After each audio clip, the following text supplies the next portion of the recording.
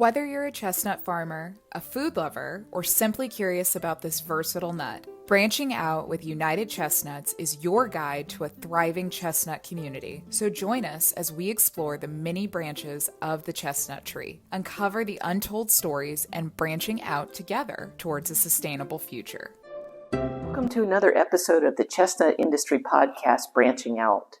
Today's guest is Bob Stehli. And whether you're new to the industry or not, Bob is a name and a person that you really need to know.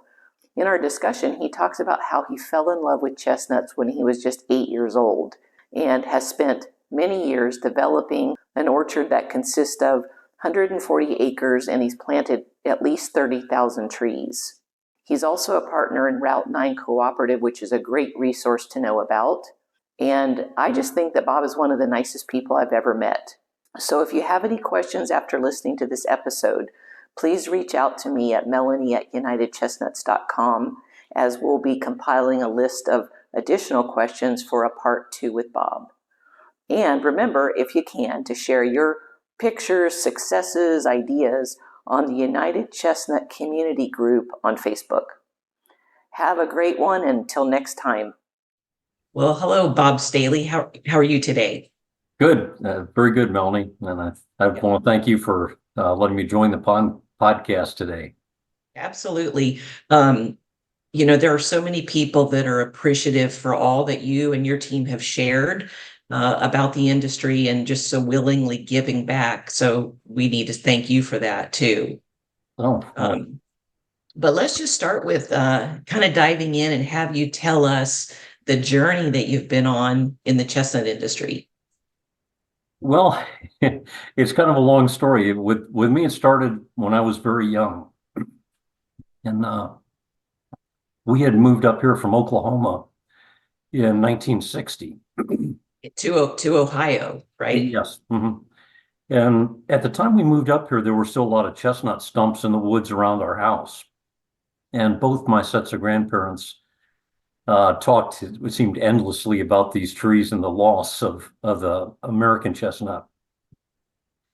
And I was very young. I was about 8 years old. I started, I thought maybe that if I could graft some of those chestnut sprouts onto other trees, maybe they would survive. And my thought was when you were 8 years old? Yes. Yeah. Oh my goodness. Okay. A long journey for me. But at that time I grafted, I don't know how many grafts, probably, dozens and dozens. And of course they all died. And then I happened to meet, actually my dad introduced me to him, Pete Gerard, who's kind of a famous horticulturalist from up here. And he told me what I was doing wrong was I needed to graft them onto something that was closely related. And we looked that up and it turned out to be beech. So I grafted a bunch onto beech trees. And of course, they all died as well. But then I got my mother to order me some hybrid chestnuts, mail order. And we planted those out. And one of them immediately got run over by a bulldozer, but the other one I think is still alive. And that kind of began my journey with chestnuts. So I paid attention to where they were. I was always trying to find some that were actually bearing some nuts. And it was very difficult to find because the survivors are so isolated up here. And eventually I got a piece of land, and this was, in my 30s, I was able to buy a farm, and I kind of picked this up again. And then I joined the Northern Nut Growers Association and the Society of Ontario Nut Growers. And after talking to some of the folks in those organizations, I realized that there really isn't much hope in the American chestnut itself. They just simply don't have the genetics for blight resistance. Yep. And at that time, I kind of had a little epiphany. I think I realized that I was getting old enough to see how fast the world was changing. And I began to think that to try to bring back a species that's going to grow in the forest is probably it's not a worthy pursuit, because I really believe in the next few generations, there's not going to be any forest. And so I got the idea that probably if you want to preserve a species at this point, you want to try and make man dependent on it.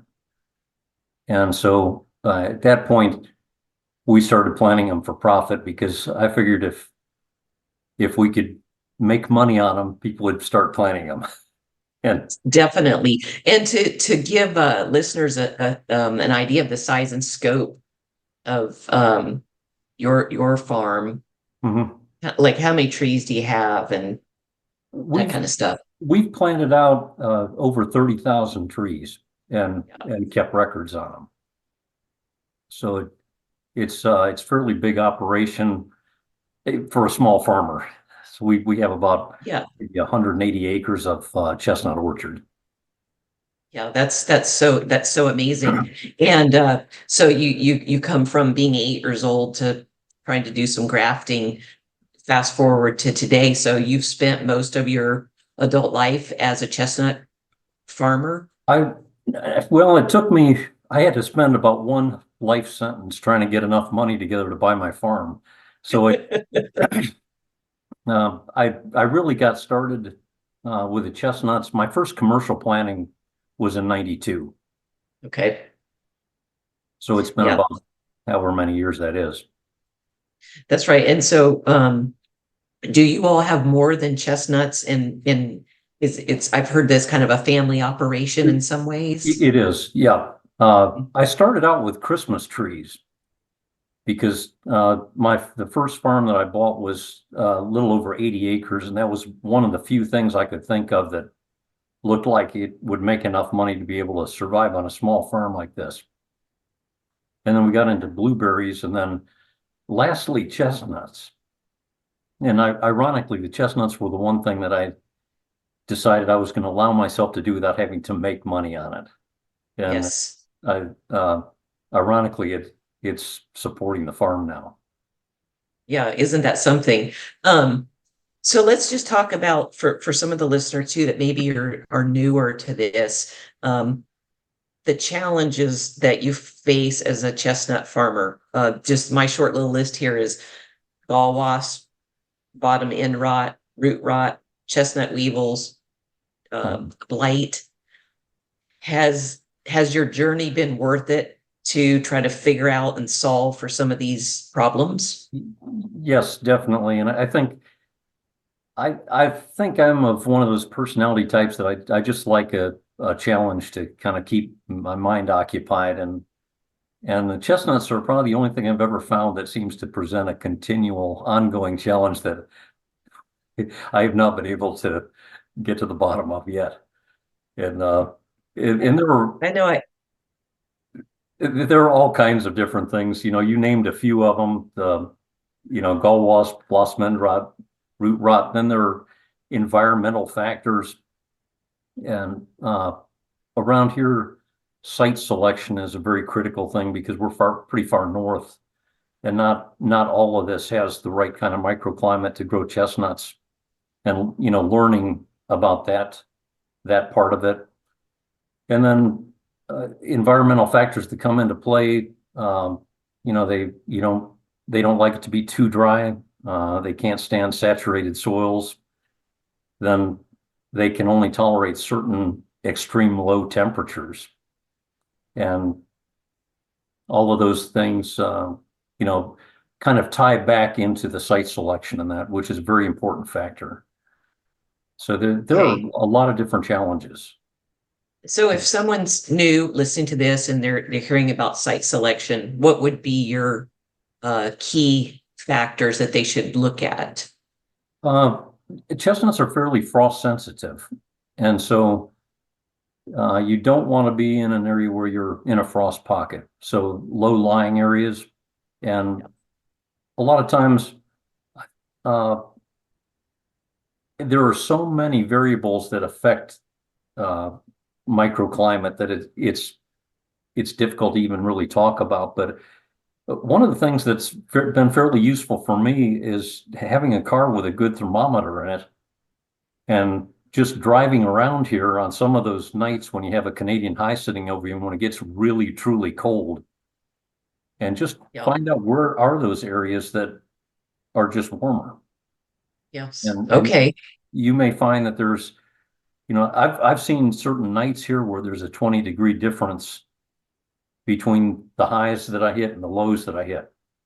And Just so on the property? not on my property in particular, but let's say in this part of the county.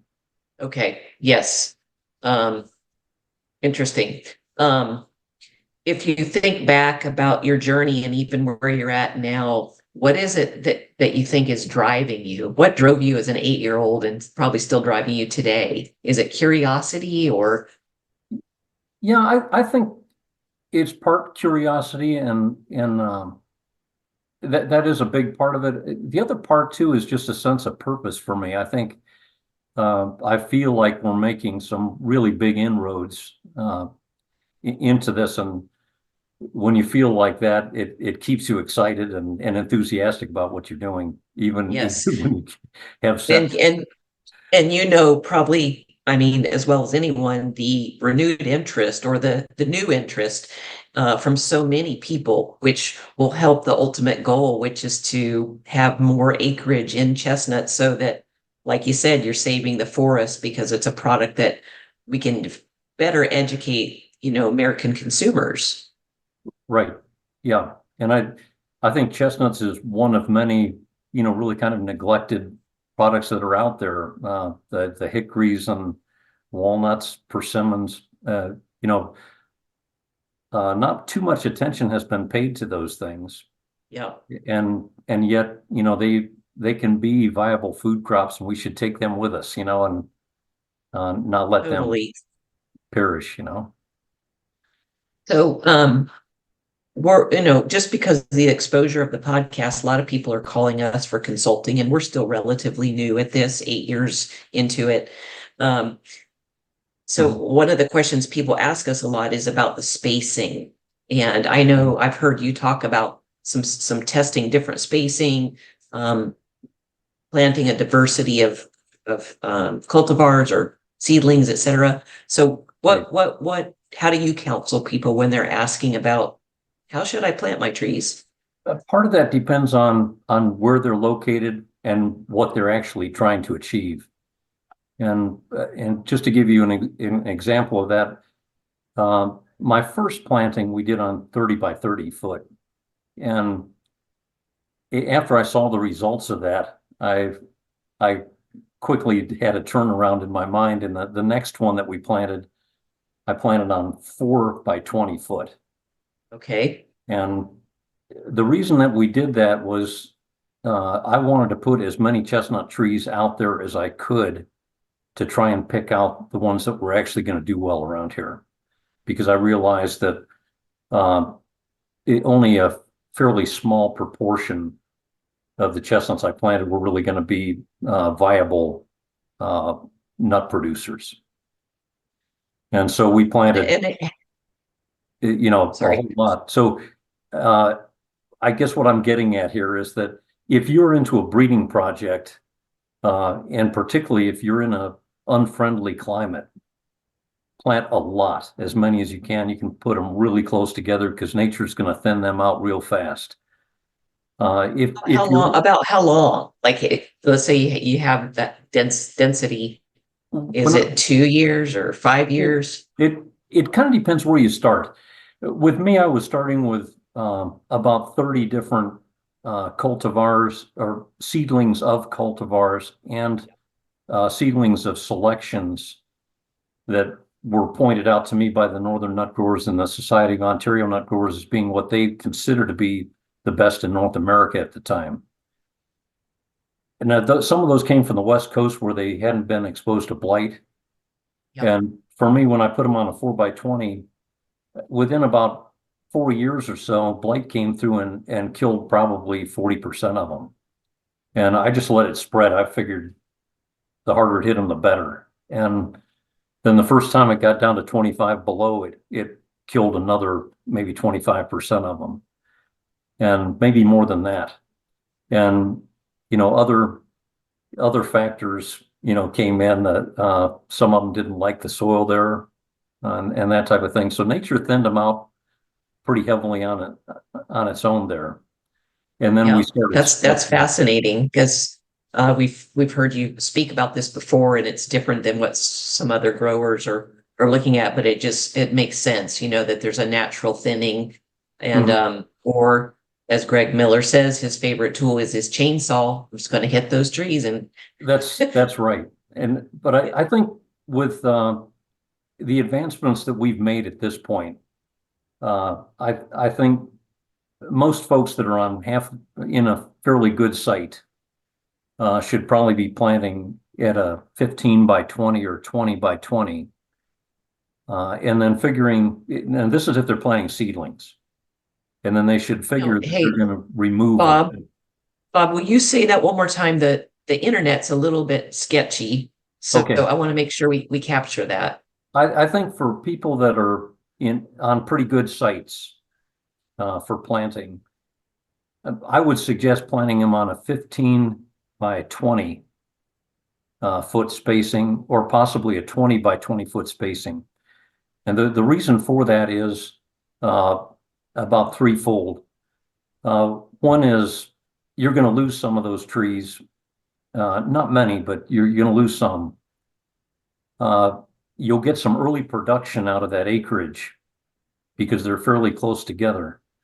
Within about 8 or 10 years, you're going to have to start thinning some out. But if you keep track of the production from those trees, even just by painting on the trunk, which are the best producers, you can way increase your yield per acre in the long run by removing those ones that aren't such good producers. Because ultimately, these trees really, Absolutely. yeah, they get big, and they'll get. Yes. I've seen plenty of Chinese chestnut trees that have a 60-foot crown. And you can only have Just maybe 12 of those on an acre. yes. And so, That's wonderful, and we'll make sure we include a couple of photos from your farm, so people get a sense of how beautiful your place is and the hard oh, work that's gone into it. Um, different subject here. One of our recent guests was Craig Clark of West Coast Chestnuts.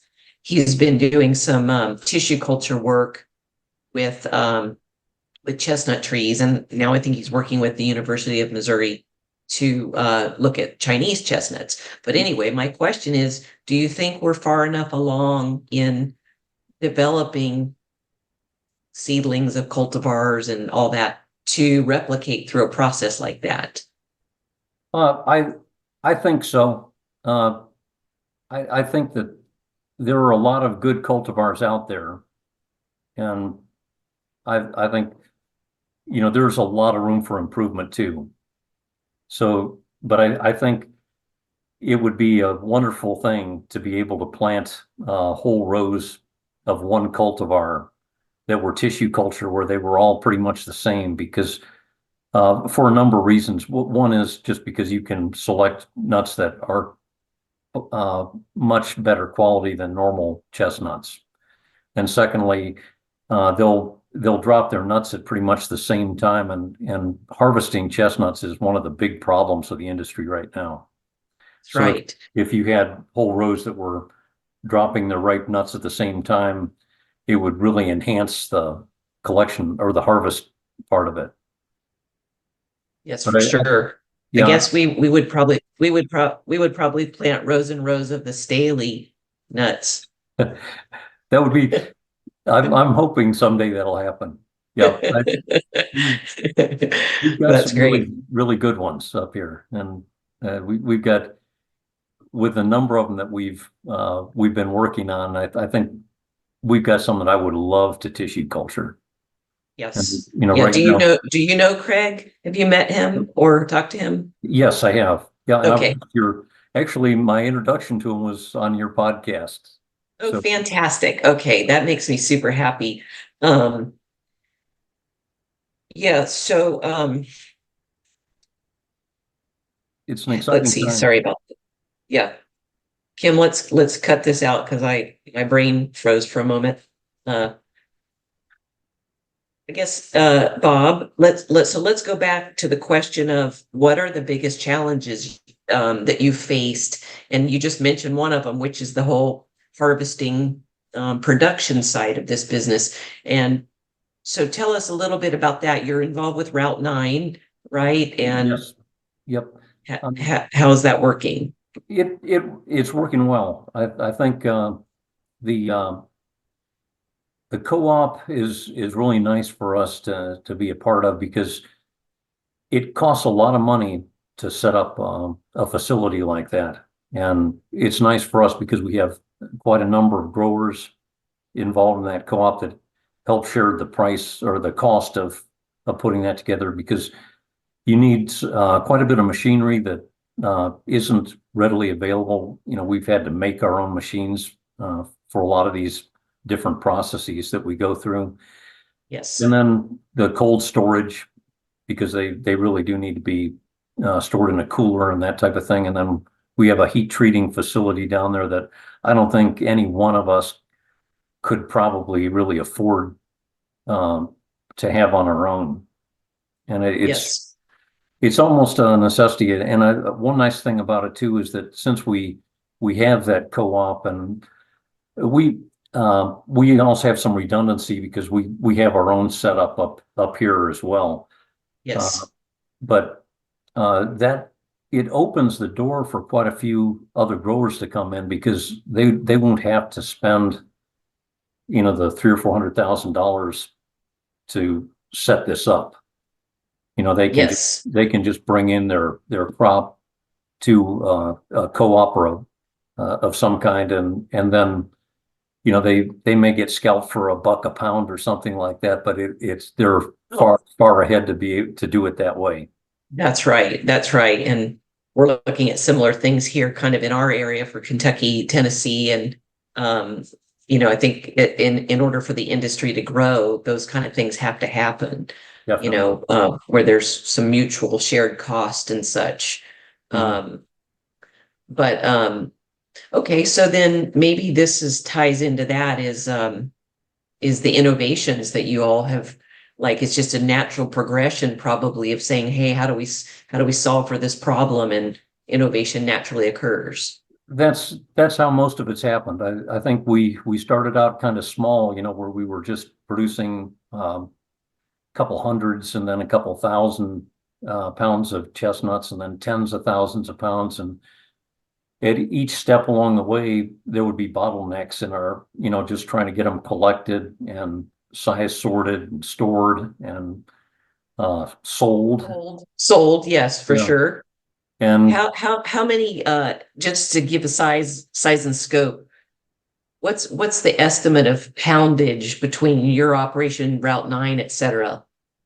I think between the two, uh, we're coming close to probably 200,000 pounds in a good year. Yeah, fantastic. Yeah. Yeah. It's really something. I sometimes it's hard for me to believe we actually have come to that. You're living your dream, right? Yeah. Yeah. Yeah. I think Definitely. one of the things that we love, my husband Brad and I, we've had careers. I'm still in mine, but it's just this idea of having something that's farming. It's newer for us, but every day there's something to figure out, and it just keeps you alive. Definitely. Yep. Um, so Yeah. so that's great. It definitely keeps your mind active. Yes. So when you meet someone in an event and they say, what are some of the pros and cons of being in this business? Is there an easy answer to that? That is a difficult question. I think um, it takes a certain type of person to be able to do this, and I think it's getting a little easier, but it's still. I think any farmer will tell you that it's a tough row to hoe. Just It's physical, mental, spiritual in some ways, just working with the land and nature. And Yeah, I think so. And you have to be very proactive about things. You know, you You can't let things go. You have to make it, make it work. And Yes. but I think there are a lot of people that can definitely do this, and I think at this point there's a body of knowledge available out there that makes it possible to avoid a lot of the problems that we had to work our way through. And it wasn't like we didn't do this without a lot of help too. We had a lot of these old timers that were in the Northern Nut Growers and Society of Ontario Nut Growers really helped me, and I couldn't be where I'm at. In fact, I'm mighty lucky that I happened to set down pretty close to where Greg Miller is at, because a lot of we I think talk probably weekly, just going back and forth over some of these things, and we don't always agree, but we keep moving ahead. Absolutely. I've said this before, but I just laugh at myself because a few years ago I was trying to connect with Greg, like a lot of people, and with yourself too. And so finally he connected on email, and he said, "Well, Melanie, what did you want to know?" You know, there's like 50 billion things to know. And he's so right. As you get into it, you say there's not just an easy answer. It's a lot of testing and trying and talking to people and reading, and everything you've done. You truly are one of the forefathers of the industry in modern America with the chestnut crop. Listening to Bob on today's episode of the Branching Out podcast might excite you and stir up interest in purchasing chestnut seed nuts from his farm, Wintergreen Tree Farm and Ohio Chestnuts. Yes, you can order chestnuts this fall. Imagine receiving these nuts from Bob's Improved Seed Orchard.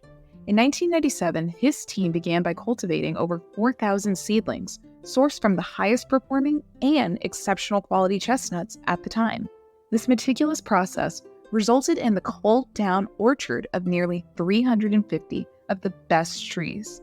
By choosing Bob's seed nuts, you can be confident in the quality of the trees that they will produce. These seed nuts are known for their vigor, consistent productivity, and resistance to diseases and pests. They're also well adapted to USDA Plant Hardiness Zone 6. You can purchase these high-quality seed nuts for $15 a pound.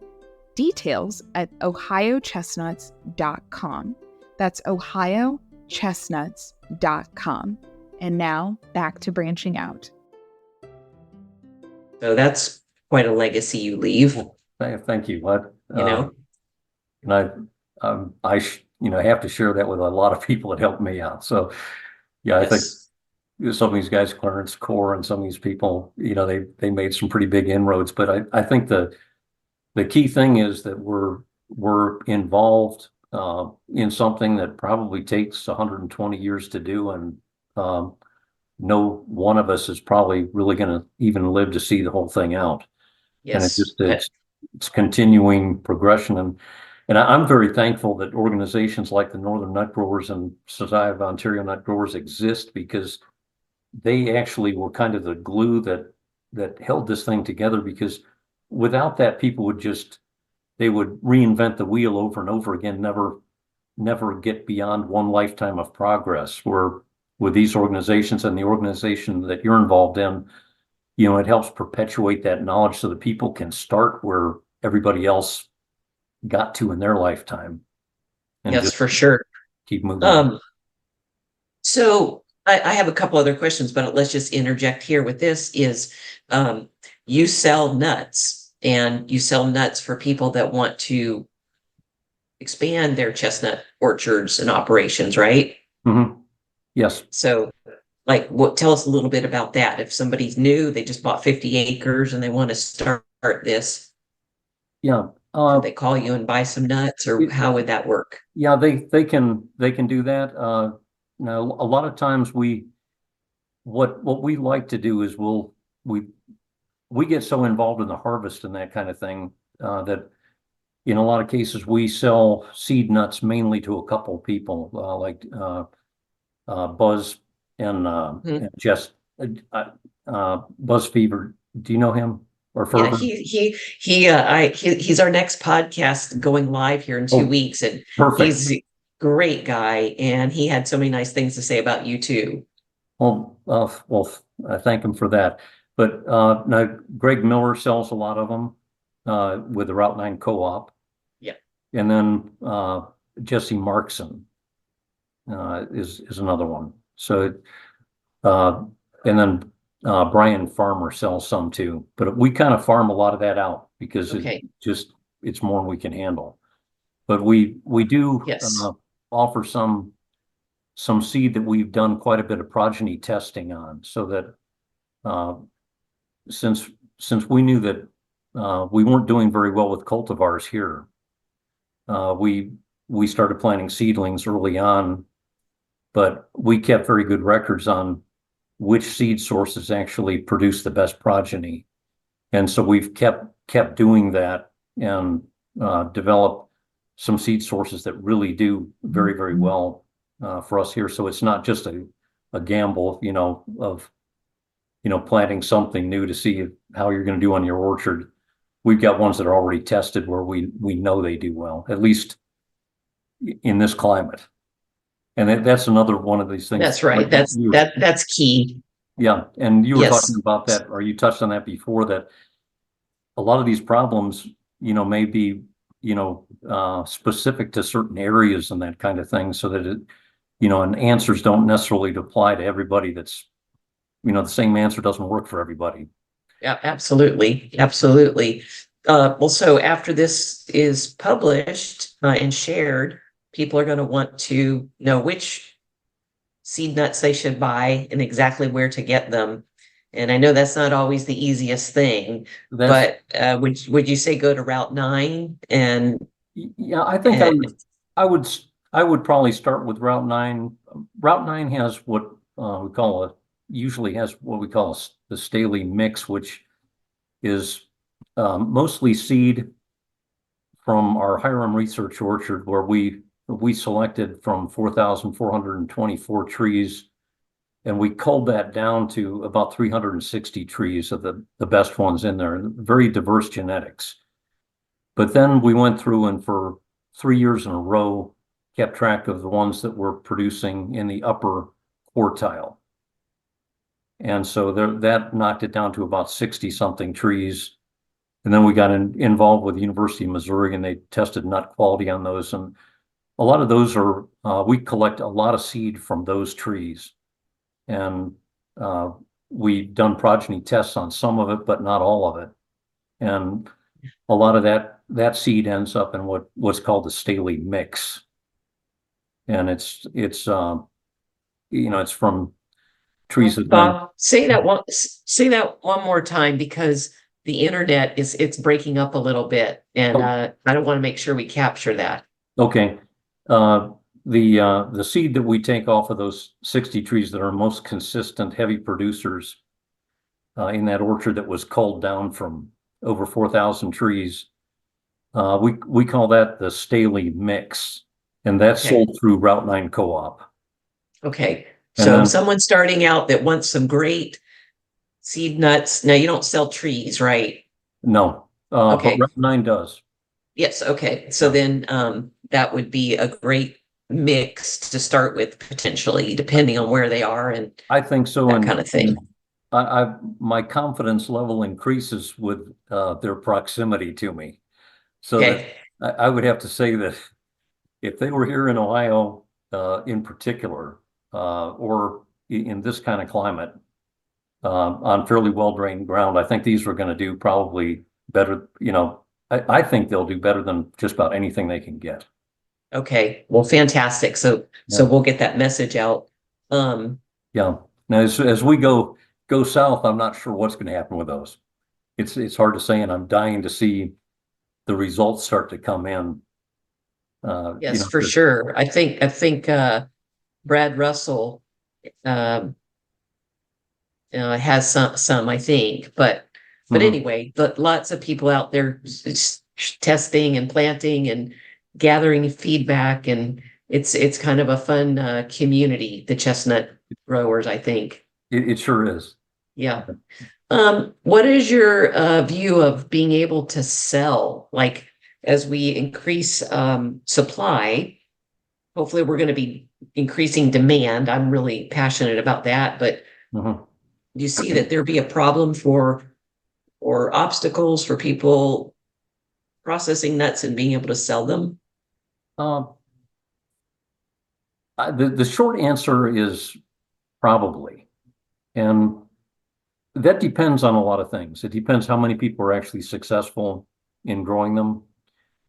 Uh, the demand for chestnuts it's kind of a niche market. It's not a real big market. Mhm. And I think people kind of need to know that going in that um, it's not you couldn't dump like 1 million pounds on this market. It would kill it. Uh, Yeah. Now I think there's quite a bit of room for growth because I know in cities where we've done a lot of marketing, the demand has increased quite a bit in those cities simply because it's the first time people have been able to get really good chestnuts. And they've been used to imports and that type of thing. And once they get some really high quality chestnuts, all of a sudden people that just gave up on buying chestnuts start coming back. But it's a very, very ethnic market. And so Yes. Americans basically do not eat chestnuts. And there's a possibility for a huge amount of growth there. If I could get Americans to consume chestnuts like Chinese or Croatians or Bosnians do, we could probably plant every hilltop in Ohio with them and not have enough.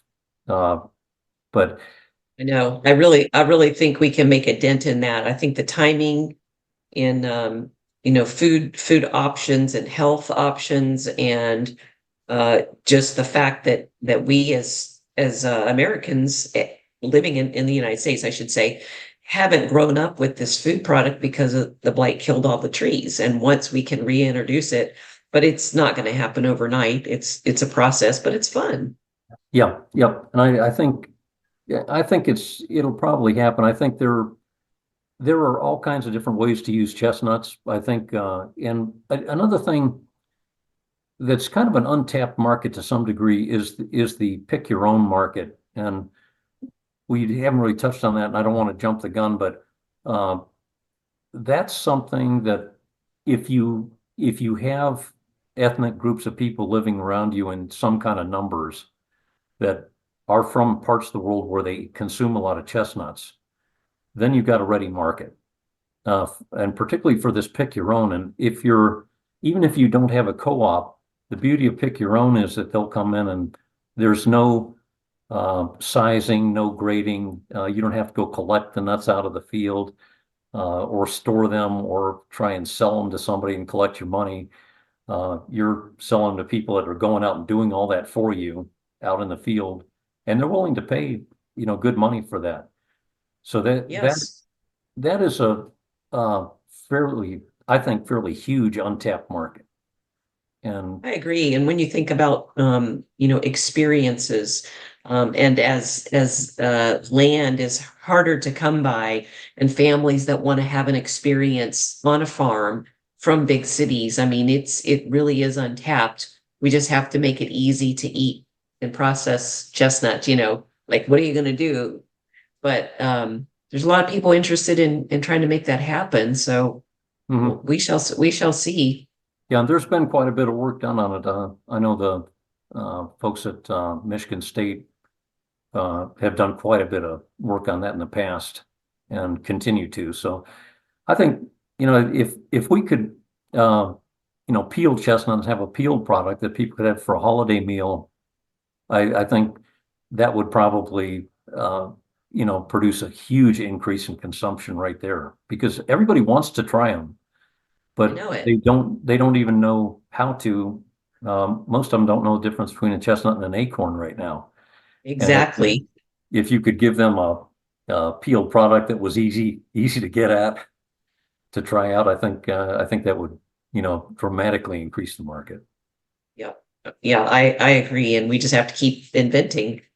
Mhm. Um, But so far, there hasn't been much of a need for that because right now, market for nuts in the shell, we can't satisfy that. So Exactly. Those are kind of some of the good problems. yes. What this kind of ties into that, but the question is, what do you see on the horizon for the chestnut industry?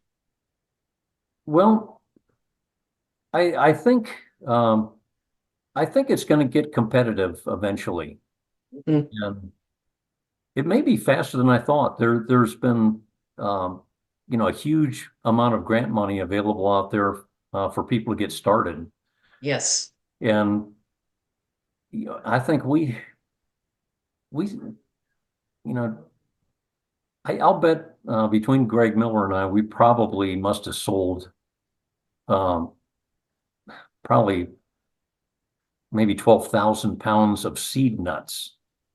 So you can imagine how many trees that is. And just a few years ago, there probably weren't that many trees planted in the United States. Right. It's crazy. I mean, this podcast is getting a lot of response. People asking, how can I get involved? Who should we call? How do we do it? And I'm like, yeah, call Greg Miller. Yeah, well, I yeah, was like, what did you want to know? What did you that's a want to pretty good know? answer. There's some key people that you can call. Thank God for that. But Yes, and James Nave too for his wonderful sharing on Facebook in that group and being so patient with a lot of people. He's yeah, one smart cookie as far as information. yep, yeah. Um, I think I'm cautiously optimistic about it, though. I think the market will grow. I think there's room for some easy growth, and then room for not so easy growth after that. Um, I guess part of me, I'd always hoped that this would kind of stay the kind of thing that a person might be able to make a living off of 20 or 30 acres of them. And I'm I'm a little worried that that might not work out that way. But on the other hand, I think chestnuts are going to take the path that apples have taken, in that yes, there may be huge producers out on the West Coast that one producer might dwarf the whole production out of Michigan or something like that. But there is room for small local producers to make a living on it, and I think that's the way chestnuts are going to go. That if you're in the right spot and are a good grower, you'll be able to have a chestnut farm that's successful, for every so many people. I mean, even like I heard you talk about someone that has maybe 20 acres and it's all dedicated to beer, chestnut beer. Mhm. Yes. Or you have 20 acres and it's you pick and you make a little bit of money every year and enjoy the experience. Everyone doesn't have to be the largest producers, 200,000 or 300,000 pounds. So That's for sure. And the way land prices are, not too many people are in the category where they could even do that. yes, it's a little pricey as we found out, but it's worth it, just the rewards. Yeah, Um, I think it's very similar to, so we're in if the you're Christmas looking tree. back, I mean, I know you're in the middle of everything you're doing, but just looking back from when you were 8 years old, like what stands out as some of the highlights? I think I think some of the highlights for me, I think were just being able to actually plant an orchard of chestnut trees and having them grow. That was one of the highlights. I was happy with that. And then when we found out that we could easily sell them and that there were other people that were really truly interested in them, that was a real highlight for me. And then when I realized how powerful the demand really is, that people are willing to pay, uh, you know, really good money for a really good quality chestnut. And I think when we got to the point where, I think after we got that research orchard in and started planting seed out of that and had established what other seed sources were really good, we realized that this was something that we could just keep right on going with. And we could, we started planting 10 or 15 acres a year every year, and got other people involved too. So that I think has been probably the real highlight of it is, to have, at least had a part in coming up with a new crop that a person can make a living off of. Yes. And as I said, as we started out, just sharing so freely what you've learned and being so willing. And I think there are a lot of people that are willing to give back to help advance the entire concept of what we're doing here with the chestnut trees. So Yeah, um, I hope it can stay that way. I know that it's fun and it allows us to think outside the box and innovate. I think that's one of the really fun things that I'm hearing from newer people getting involved and people that have, like yourself, that have been doing this for a very long time.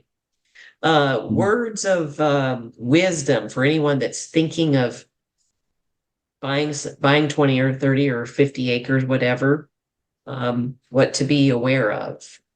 I think there are a couple really key things that I would want to be aware of, and one is that microclimate idea. Mhm. If you're going to buy land, land is so expensive, and actually you sink a lot of money into getting one of these chestnut farms established as well. You want to make sure that that's the best piece of ground that you can get your hands on, and no matter where you're at, uh, the quality of the farmland is quite variable. And so you want to make sure that you get the best piece of ground that you can, because you're going to have to live with that. That's something you can't change. For sure. And I can't say that enough, because that's probably the most important thing. One mistake there and you're done. The other thing is, sometimes we have land and we want to plant that and want to make it work in the worst way, but you might be better off buying a piece of land somewhere else. And I'll tell you, with chestnuts, I would much rather have 10 acres right next to a Chinese community than I would 100 acres out in the middle of Appalachia somewhere where there weren't any ethnic folk around to buy them. Because That's a great point. And so when we talk about, the land itself, so we're talking about looking at the soil, the to talk a little bit about what someone should investigate. chestnuts like a well-drained acid soil, and they they don't like to have their feet wet. So it can't stay saturated for any length of time. It's you need to have it where that moisture drains out fairly quickly. They can't really stand it to get too cold. If you're in an area, um, if you're in an area where it gets down below about 25 below zero, you're going to have some trouble. Yeah. And I think that's where you got to be very careful who you buy your seed from. In that case, that you buy from somebody that is up north where it gets cold. Somebody like Buzz has a pretty good handle on that. Yes.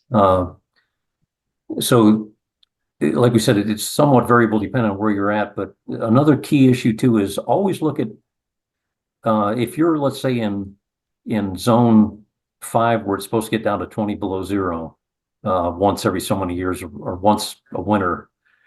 Always don't look at that temperature. Look at the one the coldest it's ever been. Okay. Because sometime during the life of your chestnut orchard, it's going to get that cold. And a lot of people neglect that little factoid, because it's not what it gets to on an average year. It's any time. It could. Yeah. Orchard. Yeah. Okay. So that's kind of a key thing as well. And we're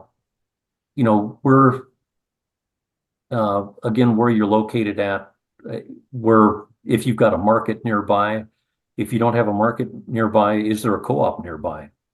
Yeah. That you can, join forces with. And I think, don't be afraid to ask advice, because there are people out there that are willing to help you. And just to give you an example of that, I remember when I first got started with that research orchard, there was a Canadian that I bought some chestnuts from, and he was down here His name was Douglas Campbell. He came down to one of the nut growers meetings and stopped by on the way back through. And I remember looking at my orchard up there, and he said, he said, these look kind of yellow. And I said, yeah, they are kind of yellow. I said, I think they need some nitrogen, but I had read in all the books that you should never apply nitrogen beyond the end of June because of all kinds of other problems that could result. And so I was expounding on this to him as we were walking through the field, and he finally put his hand on my shoulder and says, Bob, has it ever occurred to you that these trees might not be around for you to fertilize next spring? And I guess I'd never thought of it that way. We got in the pickup truck, went up to the farm co-op, got fertilizer to his specification, and he wasn't leaving here until we fertilized every single one of those trees. He stayed for about 3 days. And that's the kind of how helpful. Oh, that's that's a friend in the community. Yeah. So let's say that you've got trees that are 5 or 10 years old and they're producing pretty well. Do you sit back and think, okay, this piece of land is good? Or what is the telltale sign that that's you're in a that's certainly one of them. And I'll tell you, there's almost nothing better than seeing nice, healthy chestnut trees somewhere near your planting, particularly on the same soil. Yes. Okay. That's true barometer. A lot of times you're not lucky enough to have that. But yeah, That's I think true. if you've been at it for 10 years and they're doing fine, you're in really good shape. Yes. Like Buzz Ferber said, if it ain't broke, don't fix it. That's right. Yeah. You So, might try tuning it up a little bit, but yeah, don't do anything crazy. Yep. Well, that's good. Well, any other things that you would like to share with the listeners? I think just to kind of reiterate, the site selection is really important, and I would say read up as much as you can on this and try and if there are other people growing chestnuts that have a little experience near you, definitely try and take advantage of that, because if you know everything that everybody else knows right now, you're still going to have plenty of challenges ahead of you. There's no question about it. Yeah, it's just the nature of the industry. Yes, for sure.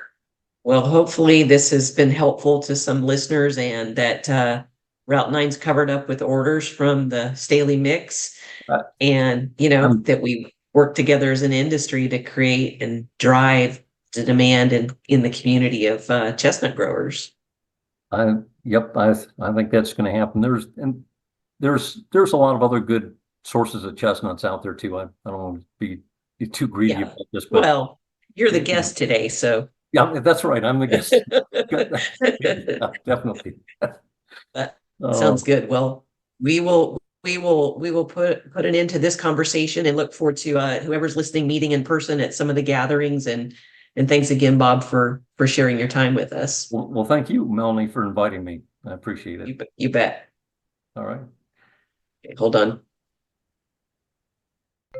People often ask Brad and Melanie Jones what a UMCA PQK seedling is. The University of Missouri Center for Agroforestry seedlings descend from an orchard with 3 well-characterized grafted cultivars. Peach, Ching, and Cork, the orchard environment generated a seedling population of 3 full sibling families. As an approved growing partner for the university, Brad and Melanie are thrilled to offer the UMCA PQK seedlings from their Kentucky-based nursery, United Chestnut. Visit unitedchestnuts.com for more information about this seedling and others available. Consider subscribing to the weekly blog and tuning into the Chestnut Industry Podcast, Branching Out. That was unitedchestnuts.com.